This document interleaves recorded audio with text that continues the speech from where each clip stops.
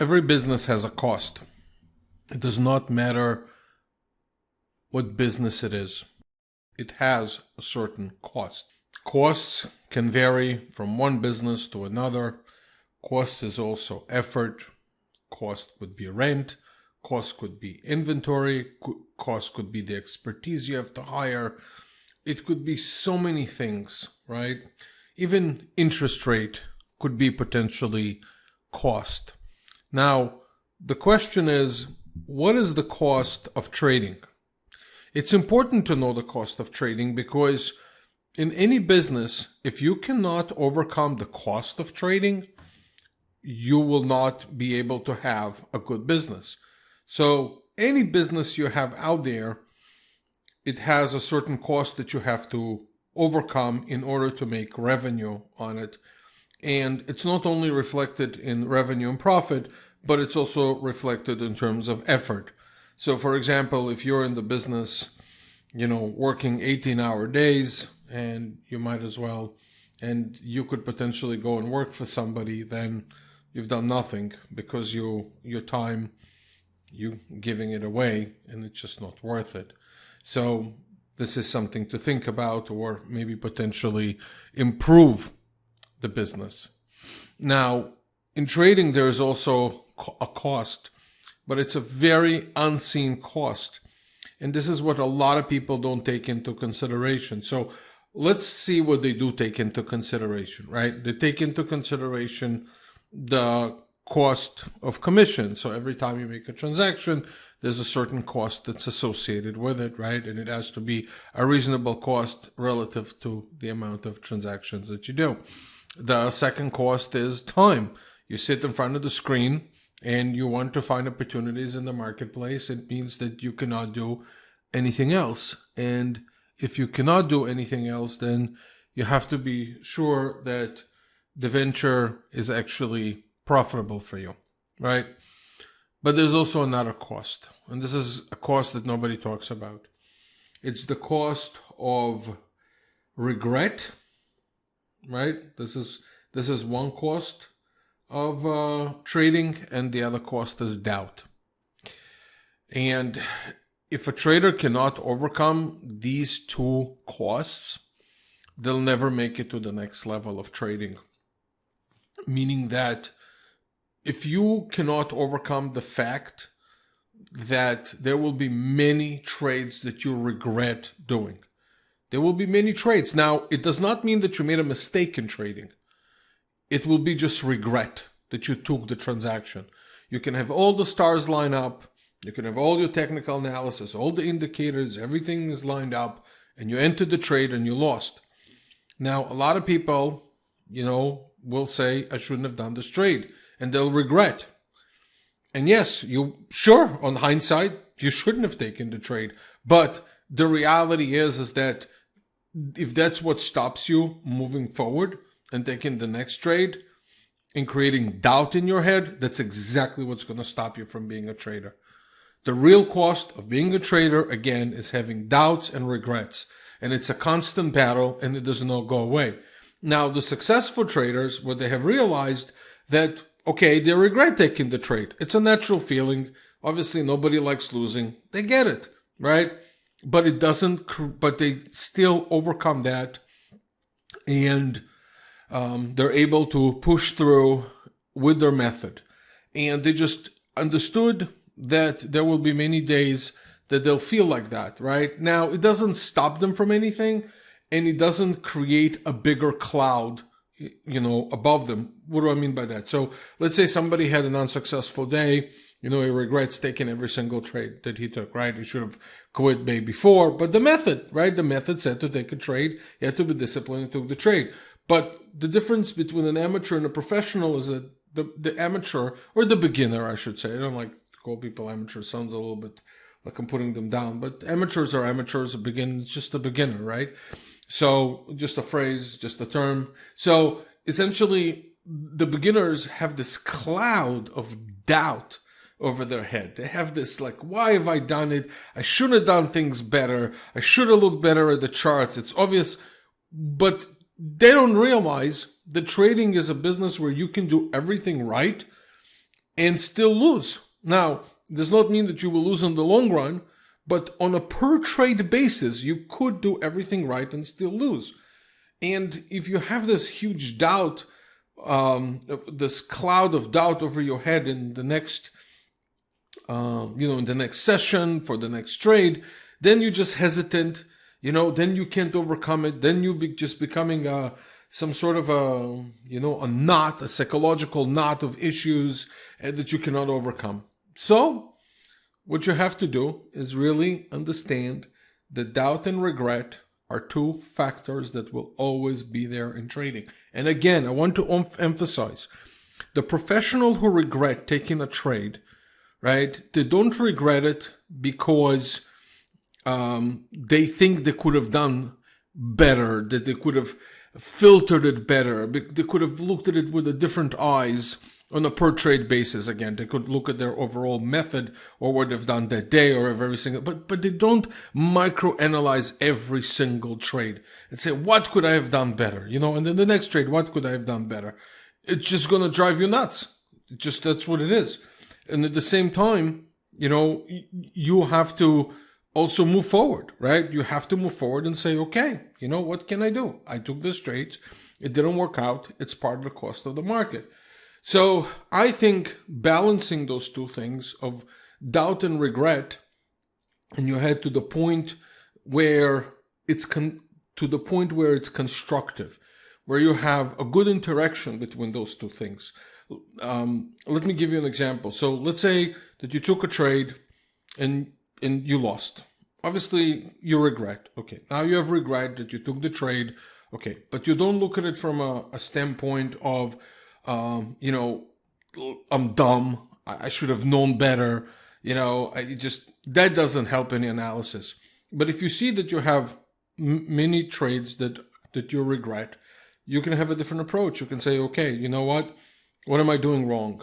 Let me analyze it, and not from a point of a critique, but from a point of observation and probably trying to build a better method. And if you remember in older podcasts, I said that when you rebuild your method, if you have a lot of regrets, and you have way too many regrets, right? And you're trying to rebuild a method, then what you have to look at is really one variable at a time, right? Not just say, oh my God, this thing doesn't work. Just break it to pieces like a piece of Lego and try to reconstruct it and build a different home out of it.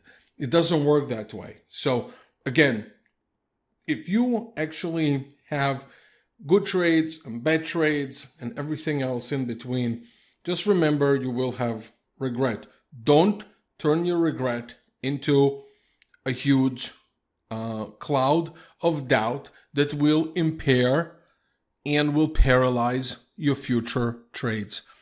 And I think it happens a lot. I think I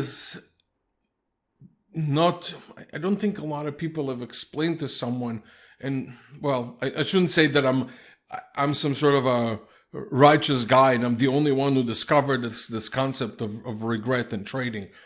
Maybe others have done too. I'm not sure. But I don't think there was anybody out there that goes out there and truthfully just hammers into the trader's head that says, listen, you will have bad days. Hey, you will have regrets. You will have all kinds of doubts in your head. It's natural. But if they paralyze you, if you don't understand the nature of trading, if you don't understand that there are odds, that's what it is, odds. So, day traders take a lot of decisions. And because they take a lot of decisions, naturally, not every decision that they will make, it's just improbable that every decision that they will make will be a good decision. So learn to live with the regret in a sense where it does not, again, paralyze you from future action. You can just say, listen, I just wish I didn't take that trade. That's all it is, right? That's all, and it's in your head because your head will say it anyway. So somebody might come and say, well, why regret it at all? Why regret any trade? If the trade, I took every single one, if I took every single trade according to my method and everything, and I've done it right, why should I even feel regret? The reality is you shouldn't. but you're made out of human fabric. That's what it is. So between what it should be and how you really feel, there's a huge difference. There's a lot of theories out there how we should be and how we should behave and how we should act and how we should be with our children and how we should be with our wives and with our brothers and our sisters and our parents. But in reality, what comes in between all those theories? Human nature. So I'm just sitting here and I'm like, okay, I'm just acknowledging human nature, where your brain will send you a signal and will say, okay, why did you trade this trade? Why did you do it? And you have to answer, because now consciously you are aware of it. And this is the conversation you have with your brain. When you answer your brain, this is when you are conscious of your behavior. And you say, I took this trade because it showed me all the signals. And I'm still going to continue taking it the next time, right? Now, clearly, I just want to say that just because you're able to overcome regret, it does not mean your method is, will become superior just as a result of that. You have to build methods all the time, right? I mean, you have to change them according to, not reconstruct them, but maybe you change targets according to your method, according to volatility and things of that nature. So I don't want to put that seed in your head that this whole game is just about psychology. But having the right balance of being emotionally, I shouldn't say, only when it comes to trading, right? So what I'm telling you just relates to trading. So if you can become emotionally stable when it comes to trading, again, what it will do, it will make you objectively evaluate your method, right? According to numbers, not just every single trade. You'll be working with a larger sample of trades out there. And if you see that you've made a lot of mistakes, if for example, you took 100 trades and 70 were wrong, 30 were right, but the 30 made more money than the 70, then you have a winning method. I don't know if I would be able, if I would, no, I shouldn't say I would be able, but what I wanted to say, I don't know if you should approach it and try fix something like that is working. On the other hand, you can have a 50-50 or 70-30 or 40-60, but you have a method that actually lost trades. Then you can say, okay, how do I tweak it? What do I need to do? And everything else. And that, at that point, you really moved away from a point of regret and you just moved to the point of observing your trades. Now you can, go tweak things, make them potentially better. Maybe it's not even the method. Maybe you just have to remove certain indicators from your analysis. Maybe there's certain noise that you have to do. So your goal is to eliminate the doubt factor when you take in the next trade. Everything you do now is basically to eliminate doubt when you take the next trade. You're taking it because obviously you're doing things right according to your method.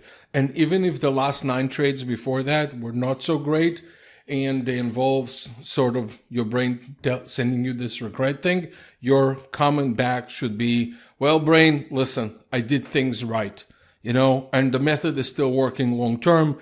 And I know you're throwing doubts into my head, but I'm stronger than my DNA, if it's even possible. I don't think it's possible, but I'm stronger than something that is enabling me to move forward and does not let doubt paralyze me. And that, my friends, is also the cost of trading. Somebody that, that approaches day trading or trading books and trading resources, everything else, they don't mention this. And it's a real tremendous cost that exists out there. That's the cost that could possibly even paralyze a trader from, even if they have something that works, the things that don't work will paralyze them from trading, from moving forward and trading. Those are the kind of things that where traders take really huge breaks between one period and another, which does not help trading. At least this is my opinion, right? I mean, I'm not telling you not to do it. I'm just saying, if in the span of 5 years you trade 3 months, then don't trade 6 months, then leave it alone for 2 months, then come back, then just do a little bit. You don't have the consistency of observing what you're doing right. I'm not saying that you always have to trade through bad periods. But what I'm saying is you can't just drop or move from one asset to another. If you're trading futures, then, observe the futures movement. Keep on working with that. Sometimes it's grinding out, the bad periods. There's nothing you can do. So anyway, having said all that, I hope it helps you. If you're a trader, if you're a futures trader, we would love to accommodate your business. Come to us at www.optimusfutures.com and look forward to helping you out. I have great staff. I always talk well about my staff. I think they're wonderful people. They get it. I guide them. I tell them the issues that traders have. I know it's not easy. I know it's not easy to get up in the morning and just keep taking risks. I know it's not easy to learn in this market when your account, slightly going down. I know grinding through the periods that are tough. It's very hard. So I totally get it. I understand. And if there's anything that I can do to help you out, I would at least give you objective and honest advice. As I always say, I'm not here to hype day trading or futures market or any other markets. I'm just here to help those who are engaged in it. And I'll take this opportunity just to remind you that there is a substantial risk of loss on futures trading. Past performance is not indicative of future results. Please trade only with risk capital. Do your analysis only on risk capital. If you don't, obviously you're going to be under a lot of financial and psychological stress. Having said all that, I wish you a great day and a great week, and I'll see you on the next podcast. Thank you.